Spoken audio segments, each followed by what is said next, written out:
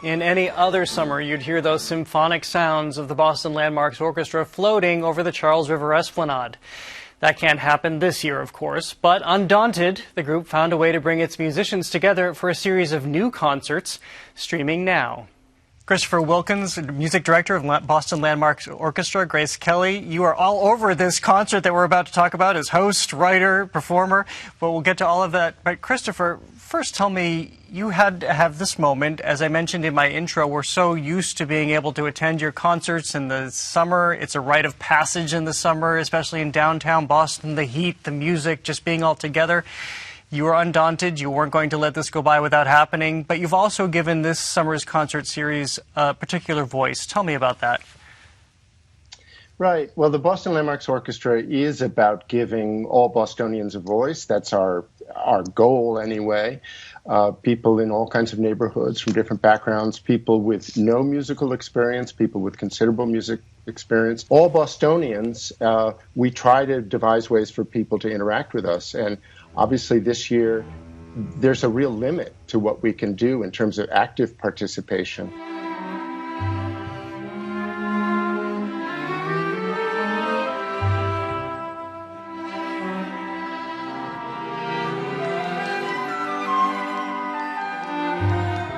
We've done something which is consistent with our work in the past, but is playing out differently.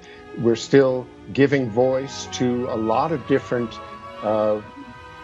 musicians, singers, composers, performers, most of whom have strong Boston connections. And then we've, as you know, involved a distinguished host each time that we've performed. And so Grace will be that on August 18th for us. Well, Grace, tell me about that. Speaking of a person with local connections here with Berkeley, gone on to pretty great things, as we see on television with Colbert and such. But tell me about the piece that you have written that really is the foundational element for this upcoming concert, She's the First. Well, I was so excited when Christopher and the Landmark Orchestra reached out, and this particular song is one I wrote a few years ago. There's an amazing nonprofit called She's the First, and they empower young girls all around the world to be the first in their family to perhaps graduate high school. That was actually the impetus for writing this song, She's the First. She's the first to dare leave her mark, first to rise, start a spark. Oh, fire's burning bright, she can lead us through the night. It has a really special music video that features a lot of these girls all around the world, and Christopher reached out about this song, highlighting it in this very historical concert that I'm going to be joining them in, and I couldn't be more honored and thrilled to be performing this original composition with them, and this is going to be the first time that it debuts with its orchestral arrangement. We had approached Grace, I don't know, maybe almost a year ago to participate in our 19th Amendment Centennial Celebration concert on the Esplanade. And then when we decided to perform live, but indoors and to live stream, we went back to her and said, you know what would be a really cool thing would be for you to perform multiple functions, to be a performer live, to be a performer remotely, but then also to host the entire event. And we haven't filmed all that yet, but we're going to have a blast doing it, walking around Boston, and the Boston Women's Heritage Trail and the Boston Women's Suffrage Trail will be a focal point for us. And Grace, you've done a lot of remote shooting anyway. It's kind of one of your things, isn't it? Yeah, I have a love for popping up. I have some past videos where I'll just, who knows where I'll be on top of a car. I've been on Ferris wheels, but when you brought this up of Christopher doing this remote setup and also linking the history with it and, you know, keeping it fun, but also with all the music that's connecting in the storyline, it really perked up my ears because I also think, you know, to do this in this digital format is very innovative and exciting. We should mention that this also acknowledges the 100th anniversary of the right to vote for women, but going back to the pop-up moment, I'm intrigued by this. What does that give you, this moment, this element, and these moments of surprise? I really thrive on the energy of being in the moment. And originally, when I thought of this pop-up web series idea, I wanted to figure out a way to break the barrier between the stage and audience. And so that's initially how the idea got started. And then ended up getting, millions of views on YouTube and suddenly, and a lot of really beautiful moments between people and comments and people watching online. And I was like, wow, this is really a fun, cool thing that people are relating to.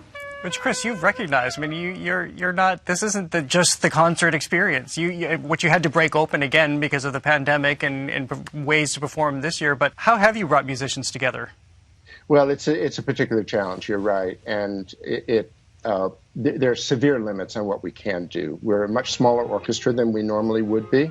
We've been performing with an orchestra of about 18, socially distanced, wearing masks, those who can. Those who can't are really wrapped in plexiglass, and we have all kinds of protocols for the comings and goings and the way that we interact. To this point, it's worked out really beautifully, and we've done some things we never would have thought to do otherwise. Well, Grace, what is it like to perform right now? You're among countless musicians across the world who've just lost that opportunity.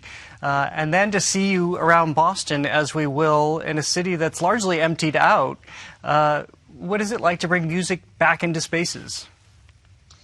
Yeah, it's a very wild time. I'm sure myself and all artists saw a whole calendar year of tour dates literally disappear overnight. And it's been just an interesting, exciting challenge to pivot everything online. This particular performance with Christopher and the Landmark Orchestra is, it hasn't happened yet, but I can feel in my heart how special it's going to be. We're definitely breaking some new ground as far as how to perform and connect with people on the digital front. And I think, like Christopher was just saying, it's bringing a whole new way of thinking out of the box. And I'm very excited that we can make this happen. It's going to be fabulous.